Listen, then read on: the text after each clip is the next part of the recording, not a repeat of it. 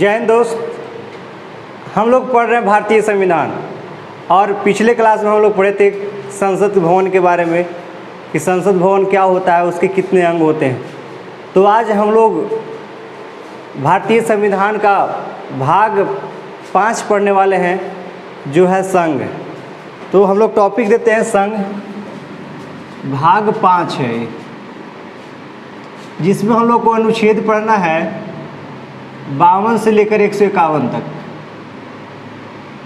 52 से 151 अनुच्छेद तक पढ़ना है भाग 5 में। भाग 5 अनुच्छेद कितना, 52 से 151। इसका जो विषय है वो है संघ। विषय जो है क्या है, संघ, यानी संघ क्या होता है, किस से मिलकर संघ बना है, ये सारा हम लोग इस वीडियो में पढ़ने वाले हैं। ये वीडियो थोड़ा लंबा होगा क्योंकि और नेक्स्ट वीडियो बनेगा जो इस पर कंप्लीट नहीं हो सकता है। यदि भाग 1, 2, 3 और 4 का यदि आप वीडियो देखना चाहते हैं तो YouTube पर अचीवर पॉइंट यूट्यूब चैनल में पहले से अपलोड है, आप उसको जाकर लिंक पे देख सकते हैं। तो चलिए आज इस भाग का शुरुआत करते हैं, भाग 5 का। पहले हम लोग देखते हैं कि संघ का कौन कौन सा भाग होता है। तो संघ का 3 पार्ट होता है। संघ को हम लोग 3 विषय में पढ़ेंगे, 3 भाग अलग पढ़ेंगे। संघ का 3 पार्ट होता है। पहला कहते हैं विधायिका, पहला को बोलते हैं विधायिका। दूसरा को बोलते हैं कार्यपालिका और तीसरा जो होता है उसको बोलते हैं न्यायपालिका।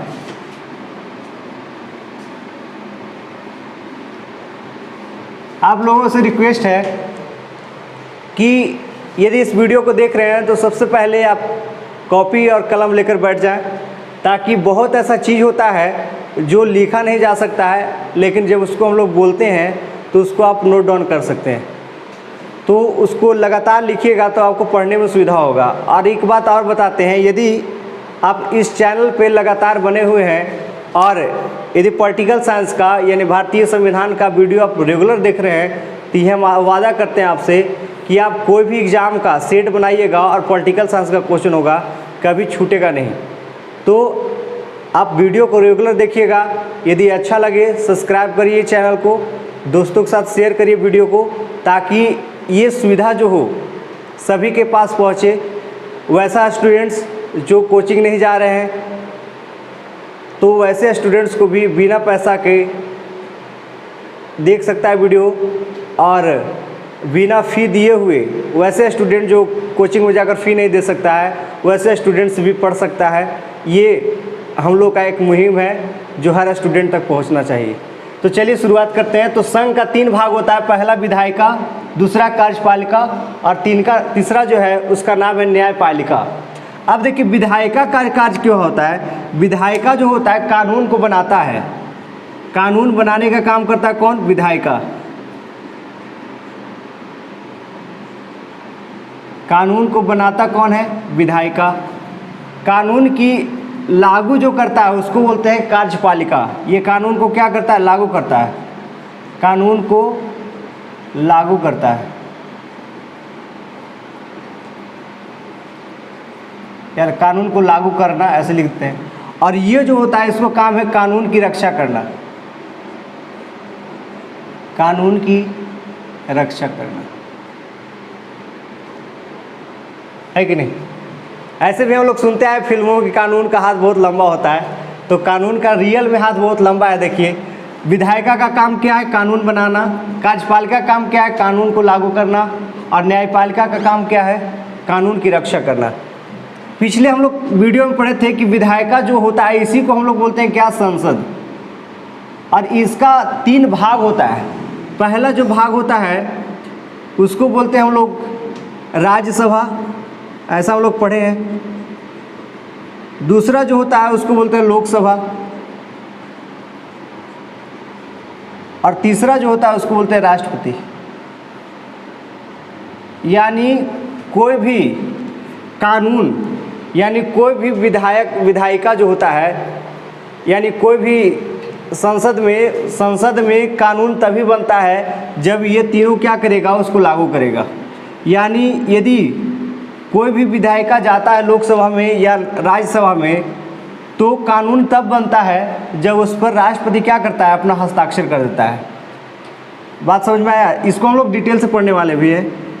ये 3 भाग इसका हुआ। इसका 2 भाग हम लोग पढ़ते हैं। इसका पहला जो भाग होता है वो कहलाता है मंत्रिपरिषद, और दूसरा जो होता है इसको बोलते हैं प्रधानमंत्री। ठीक है। न्यायपालिका का भी 2 भाग होता है। एक होता है सर्वोच्च न्यायालय,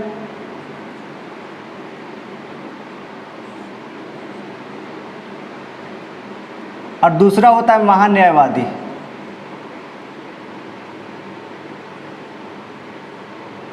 इतना बात समझ में आया? संघ जो होता है, संघ का 3 पार्ट पढ़े हम लोग, विधायिका, कार्यपालिका, न्यायपालिका। विधायिका का काम क्या है? कानून बनाना। कार्यपालिका का काम क्या है? कानून को लागू करना। और न्यायपालिका का काम क्या है? कानून की रक्षा करना। विधायिका को ही संसद बोलते हैं, और संसद का 3 पार्ट होता है। पहला कहलाता है राज्यसभा, दूसरा लोकसभा, और तीसरा राष्ट्रपति। कार्यपालिका का 2 भाग पड़ते हैं। पहला होता है मंत्रिपरिषद, प्रधानमंत्री, और न्यायपालिका का 2 भाग है। पहला सर्वोच्च न्यायालय और दूसरा महान्यायवादी। देखिए, कार्यपालिका जो है मंत्रिपरिषद और प्रधानमंत्री दोनों का सम्मिलित रूप है। ये तीनों का सम्मिलित रूप विधायिका कहलाता है, और वो दोनों का सम्मिलित रूप क्या कहलाता है? न्यायपालिका कहलाता है। देखिए, इसमें साथ साथ हम लोग अनुच्छेद पढ़ते हैं, थोड़ा याद करते जाइएगा। अनुच्छेद याद करना बहुत मुश्किल होता है। तो विधायिका जो होता है, इसका जो अनुच्छेद होता है वो 79 है। यदि कोई पूछता है कि संसद भवन का जो अनुच्छेद है वो कितना में है, तो 79। लोकसभा, यदि राज्यसभा का अनुच्छेद है, इसको हम लोग पढ़ेंगे 80, अनुच्छेद 80। लोकसभा का अनुच्छेद है 81, और राष्ट्रपति का अनुच्छेद है 52। लगातार याद करिएगा, जस्ट तुरंत याद हो जाएगा। विधायिका को 79 अनुच्छेद में है। राज्यसभा का अनुच्छेद कितना है? 80। लोकसभा का अनुच्छेद 81 यानी 81, और राष्ट्रपति का अनुच्छेद है 52 52 में। यदि मंत्रिपरिषद का अनुच्छेद कहें तो 74। प्रधानमंत्री का अनुच्छेद 75। सर्वोच्च न्यायालय का अनुच्छेद 124, और महान्यायवादी का अनुच्छेद है 76। आशा करते हैं इतना कंप्लीट हो गया होगा।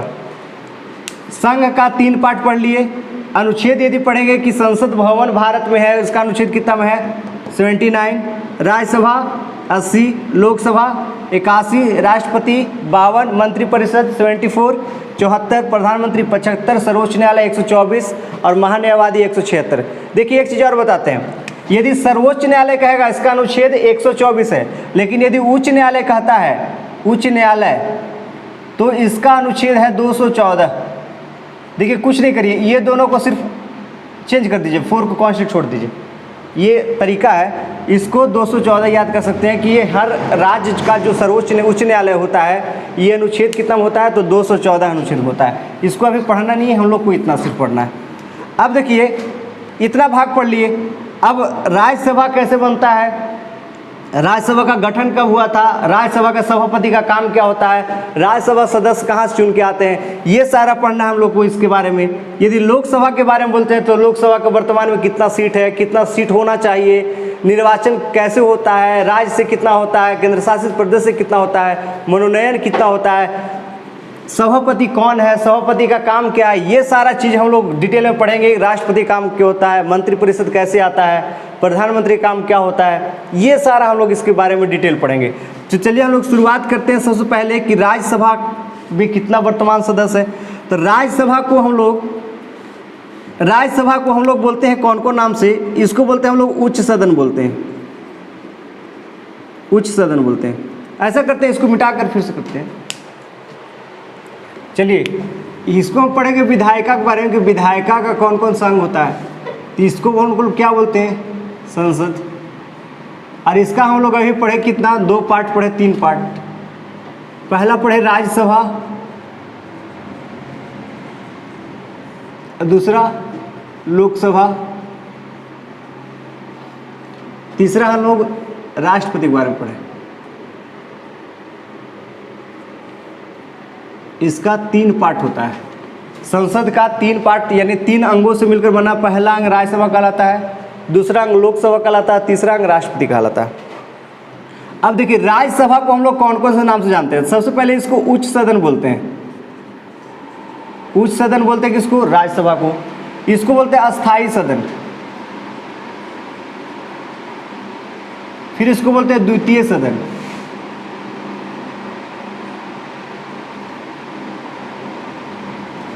ये सब नाम क्यों बोला जाता है, ये सब पढ़ना है डिटेल से इसके बारे में, जब राज्यसभा के बारे में पढ़ेंगे। पहले इसको बोलते हैं उच्च सदन, अस्थाई सदन और क्या? द्वितीय सदन। यदि लोकसभा का नाम बोलेंगे तो लोकसभा को बोलते हैं प्रथम सदन, निम्न सदन,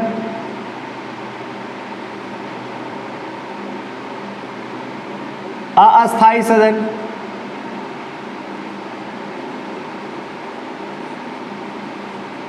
और इसको बोलते हैं प्रतिनिधि सभा।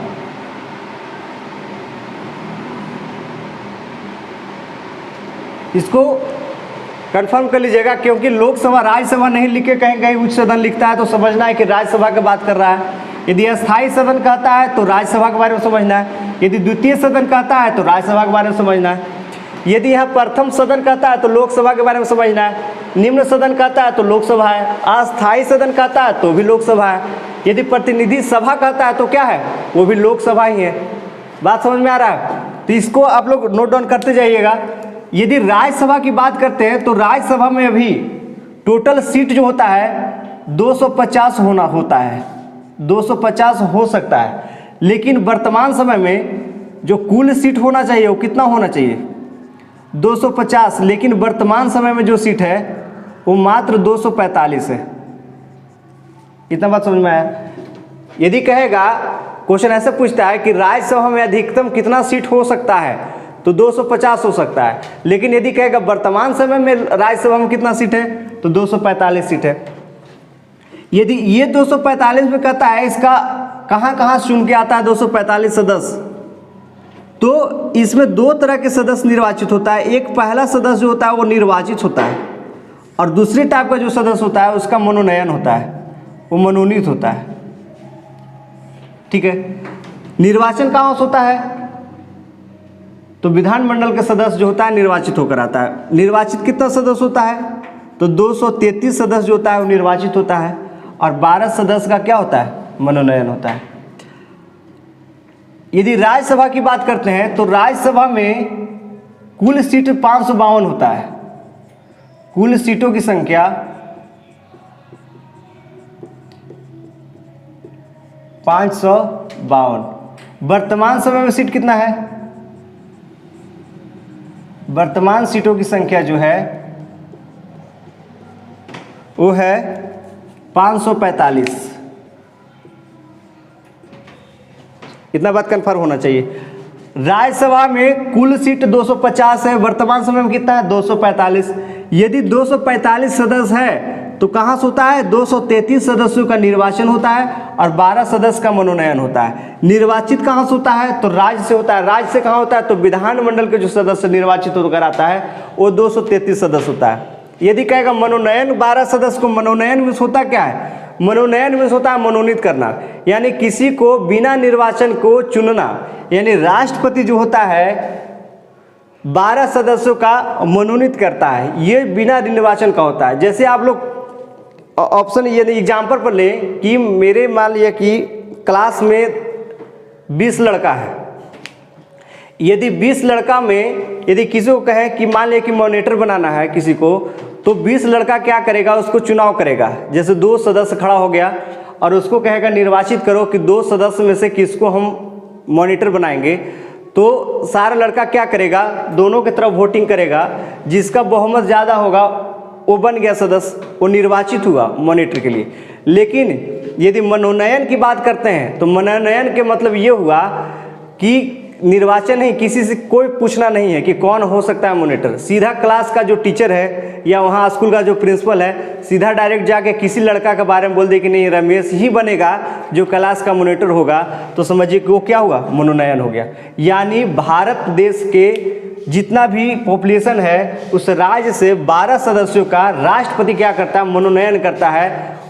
अब वैसा कौन सदस्य होता है जो मनोनीत होकर आता है, तो राष्ट्रपति के नज़र में वो कला में, साहित्य में, मनोविज्ञान में या समाज सेवा में निपुण व्यक्ति होता है, उसको क्या करता है, राष्ट्रपति मनोनयन करता है। इतना बात समझ में आया।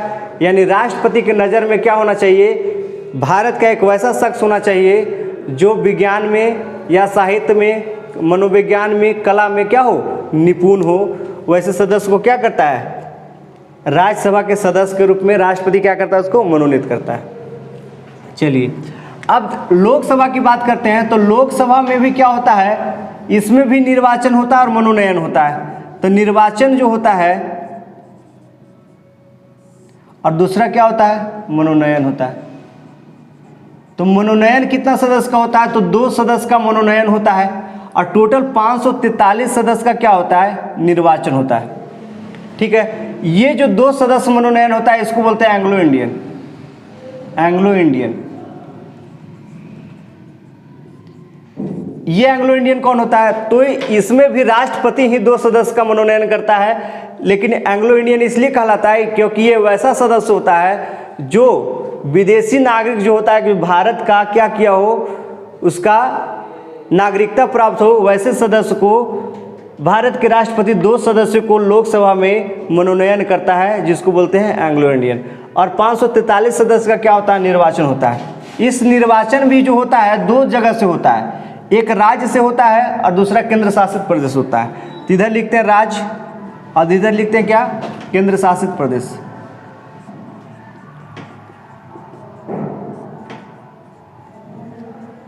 तो 530 सदस्य का 530 सदस्यों का राज्य से क्या होता है, निर्वाचन होता है और 12-13 सदस्य का जो होता है वो केंद्र शासित प्रदेश से निर्वाचन होता है। इतना बात समझ में आया। यानी टोटल 552 सीट हो सकता है, लेकिन वर्तमान समय में 552 नहीं होकर राज्यसभा में कितना सीट है, 545 सीट है। 545 सीट में 543 सदस्यों का निर्वाचन होता है और 2 सदस्यों का मनोनयन होता है। ये जो 2 सदस्य होता है एंग्लो इंडियन कहलाता है। इसको कौन चुनता है, राष्ट्रपति चुनते हैं। दूसरा 543 सदस्य का जो निर्वाचन होता है उसमें राज्य से 530 सदस्यों का निर्वाचन होता है और केंद्र शासित प्रदेश से 13 सदस्यों का निर्वाचन होता है। तो इतना बात समझ में आया होगा कि संसद यानी संघ का 3 भाग होता है, विधायिका, कार्यपालिका, न्यायपालिका। कार्यपालिका, विधायिका का हम लोग 3 पार्ट पढ़े, राज्यसभा, लोकसभा, राष्ट्रपति। कार्यपालिका का पढ़े हम लोग क्या, प्रधानमंत्री और मंत्रिपरिषद। और न्यायपालिका का भी हम लोग 2 पार्ट पढ़े, महान्यायवादी और क्या, राष्ट्रपति। फिर विधायिका के बारे में हम लोग डिटेल से पढ़े कि विधायिका का 3 पार्ट होता है, राज्यसभा। राज्यसभा को क्या बोलते हैं, उच्च सदन, अस्थायी सदन और द्वितीय सदन बोलते हैं। राज्यसभा में टोटल कितना सीट होता है, 250 सीट हो सकता है, लेकिन वर्तमान समय में कितना है, 245। 245 सदस्यों में से निर्वाचन होता है कितने सदस्यों का, 233 सदस्य का। और 12 सदस्यों का क्या होता है, मनोनयन होता है। ये मनोनयन कौन करता है, राष्ट्रपति करता है। उसके बाद इसमें टोटल सीट कितना होता है, 552 सीट होता है लोकसभा में, जो वर्तमान समय में कितना है, 545 सीट है। 545 सीट में से निर्वाचन होता है 533 सदस्यों का और 2 सदस्यों का क्या होता है, मनोनयन होता है। 533 सदस्य में भी निर्वाचन कैसे होता है, तो राज्य से 530 सदस्य होता है और केंद्र शासित प्रदेश से 13 सदस्य होता है। इतना बात समझ में आया होगा। उसके बाद हम लोग अब डिटेल से पढ़ेंगे कि राज्यसभा क्या होता है, राज्यसभा के सदस्य कहाँ से निर्वाचित होकर आते हैं, उसका सभापति कौन होता है, राज्यसभा का गठन कब हुआ था, या सीट यदि 545 सीट ही है तो क्यों है, बढ़ क्यों नहीं रहा है, ये सारा चीज़ हम लोग पढ़ेंगे। यदि लोकसभा में इतना सीट है तो क्यों है, ये सब हम लोग अब एक एक टॉपिक बनाकर करेंगे। पहला राज्यसभा पढ़ेंगे, फिर लोकसभा पढ़ेंगे, राष्ट्रपति पढ़ेंगे, मंत्रिपरिषद पढ़ेंगे, प्रधानमंत्री पढ़ेंगे। ये सारा हम लोग वीडियो बाय वीडियो हम लोग क्या करेंगे, डिटेल बाय में पढ़ते जाएंगे। तो आज का ये वीडियो अच्छा लगा हो तो दोस्तों के साथ शेयर करिए। Thanks, bye.